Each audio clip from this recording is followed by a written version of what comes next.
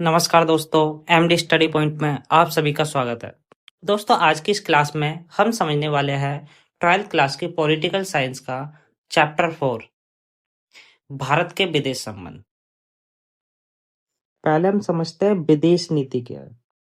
प्रत्येक देश अन्य देशों के साथ एक विशेष प्रकार की नीति का प्रयोग करता है, जिसे हम विदेश नीति कहते हैं।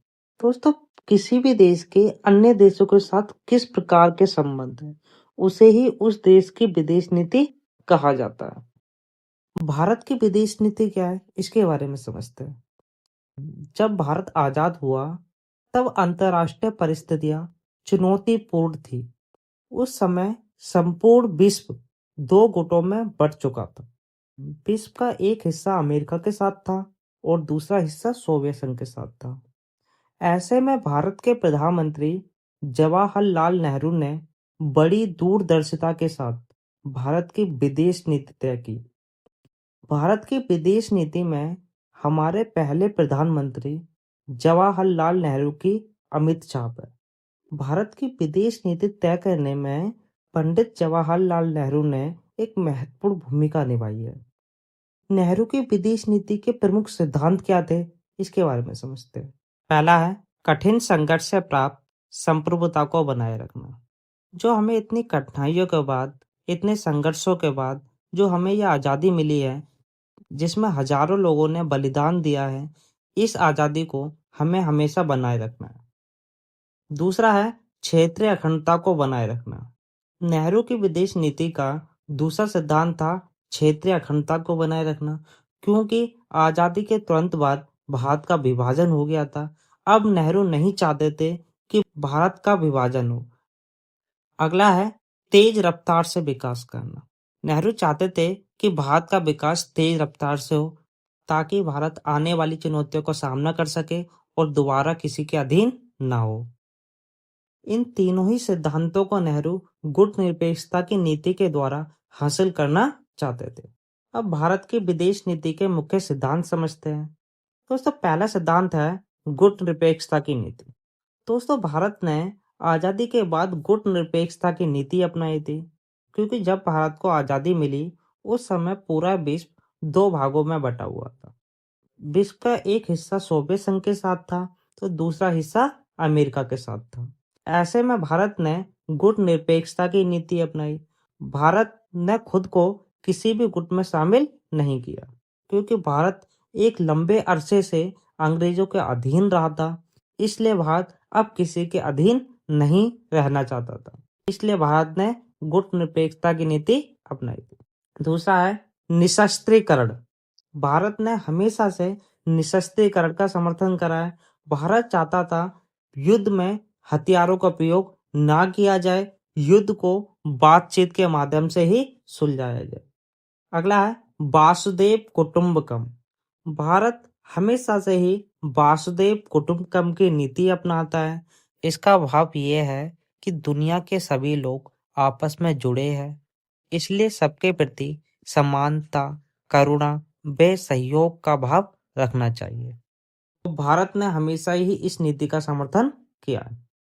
अगला है अंतर्राष्ट्रीय मामलों में स्वतंत्रता पूर्वक सक्रिय भागीदारी। भारत ने किसी भी गुट से जुड़े बिना स्वतंत्र नीति अपनाते हुए विश्व शांति और सहयोग के लिए अंतर्राष्ट्रीय मंचों पर सक्रिय भूमिका निभाई है।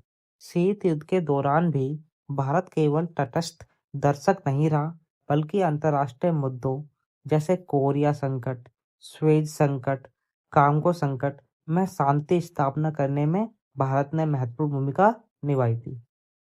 अगला है साम्राज्यवाद का विरोध। भारत हमेशा से ही औपनिवेशिकता और साम्राज्यवाद का विरोधी रहा है। भारत के प्रधानमंत्री नेहरू जी ने भी एशिया और अफ्रीका के देशों की स्वतंत्रता का समर्थन किया और उन्हें आज़ाद कराने में महत्वपूर्ण भूमिका निभाई। भारत का मानना है कि सभी देश स्वतंत्र और संप्रभु होने चाहिए। अगला है अंतर्राष्ट्रीय विवादों का शांतिपूर्ण हल। भारत ने नेहरू के नेतृत्व में अंतर्राष्ट्रीय समस्याओं को युद्ध की बजाय वार्ता, समझौते और संयुक्त राष्ट्र मोर्चे जैसे मंचों के माध्यम से सुलझाने की नीति अपनाई है। भारत ने हमेशा युद्ध को बातचीत के माध्यम से और अंतर्राष्ट्रीय मंचों के माध्यम से सुलझाने के प्रयास किए हैं। आप समझते हैं गुट निरपेक्ष आंदोलन 1955 में इंडोनेशिया के एक शहर बांडुंग में एफ्रो एशिया सम्मेलन हुआ। इस सम्मेलन में एशिया और अफ्रीका के देशों ने मिलकर गुट निरपेक्ष आंदोलन की नींव रखी थी। इसके बाद सितंबर 1961 में यूगोस्लाविया की राजधानी बेलग्रेड में प्रथम गुट निरपेक्ष सम्मेलन हुआ, जिसमें भारत सहित 5 देशों ने हिस्सा लिया था, जिसमें भारत, इंडोनेशिया, यूगोस्लाविया, घना, मिस्र ने हिस्सा लिया था। वर्तमान में इस आंदोलन में 120 देश शामिल है। दोस्तों, अब हम समझते हैं कि भारत की गुट निरपेक्षता की नीति के क्या उद्देश्य है। इस नीति के कारण भारत ने शीत युद्ध के समय दोनों खेमों से दूरी बनाए रखी थी और उनके द्वारा बनाए गए संगठन जैसे नाटो, वार्सा पैक्ट, सीटो, सेंटो आदि से भी भारत ने दूरी बनाए रखी। इस नीति के कारण भारत हमेशा ऐसी स्थिति में रहा था कि कोई भी महाशक्ति भारत पर दबाव नहीं बना सकते थे। अगर मान के चलो कि अमेरिका भारत पर दबाव बनाता तो भारत सोवियत संघ के साथ मिलकर उससे मदद ले सकता था, और अगर सोवियत संघ भारत पर दबाव बनाता तो भारत अमेरिका के साथ मिलकर उससे मदद ले सकता था। ऐसे में कोई भी महाशक्ति भारत पर दबाव नहीं बना सकते थे, और ऐसे में भारत इन दोनों ही देशों से सहायता लेकर अपना आर्थिक विकास कर सकता था। अब हम समझते हैं कि एफ्रो एशिया सम्मेलन क्या है। दोस्तों, भारत की आजादी से पहले नेहरू ने एशिया और अफ्रीका के नव स्वतंत्र देशों का दौरा किया था, जिस कारण एशिया और अफ्रीका के देशों के साथ भारत के संबंध अच्छे हो गए थे। इन संबंधों के कारण नेहरू की अगुवाई में भारत ने मार्च 1947 में एशिया संबंध सम्मेलन का आयोजन किया, जबकि अभी भारत को आजाद होने में कुछ महीने बाकी थे। इस सम्मेलन के बाद 1955 में इंडोनेशिया के एक शहर बांडुंग में एफ्रो एशिया सम्मेलन हुआ, जिसे बांडुंग सम्मेलन या एफ्रो एशिया सम्मेलन के नाम से जाना जाता है। क्योंकि ये सम्मेलन बांडुंग शहर में हुआ था, इसलिए इसे बांडुंग सम्मेलन कहा जाता है। और इस सम्मेलन में एशिया और अफ्रीका के देशों ने हिस्सा लिया था, इसलिए इसे एफ्रो एशिया सम्मेलन के नाम से भी जाना जाता है। अब समझते हैं इंडियन नेशनल आर्मी क्या थी। दोस्तों, इसकी स्थापना दूसरे विश्व युद्ध के दौरान सुभाष चंद्र बोस के द्वारा की गई थी। इसके सभी सैनिक विदेशों में रह रहे भारतीय थे। इससे हमें पता चलता है कि आज़ादी से पहले भी भारत के संबंध विदेशों में रह रहे भारतीयों से भी थे। इसी कारण सुभाष चंद्र बोस आईएनए का निर्माण कर पाए। तो सब पंचशील समझौता समझते हैं। 29 अप्रैल 1954 को भारत के प्रधानमंत्री जवाहरलाल नेहरू और चीन के प्रमुख चाउ एन लाई के बीच द्विपक्षीय समझौता हुआ था, जिसे पंचशील समझौता कहा गया था। इस समझौते के द्वारा 5 सिद्धांतों पर दोनों देशों के बीच सहमति बनी थी। ये सिद्धांत थे: एक दूसरे पर आक्रमण नहीं करेंगे, एक दूसरे के आंतरिक मामले में हस्तक्षेप नहीं करेंगे, एक दूसरे की क्षेत्रीय अखंडता का आदर करेंगे, समानता और परस्पर मित्रता की भावना बनाए रखेंगे। 5वां था शांति सह अस्तित्व बनाए रखेंगे। ये 5 सिद्धांत थे। इन 5 सिद्धांतों पर पंचशील समझौते के दौरान सहमति बनी थी दोनों देशों के बीच। ये समझौता 8 वर्षों का था। इस समझौते के समाप्त होते ही चीन ने भारत पर आक्रमण कर दिया और इस युद्ध में भारत की हार हुई थी। अब हम देखते हैं भारत और चीन के बीच विवाद के क्या कारण थे। पहला है तिब्बत समस्या। चीन ने 1950 में तिब्बत पर कब्जा कर लिया।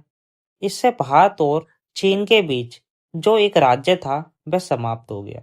शुरू में चीन के इस कदम का भारत ने विरोध नहीं किया, लेकिन कुछ समय बाद तिब्बत की संस्कृति कुचलने की खबर आने लगी। वैसे वैसे भारत की चिंता भी बढ़ी।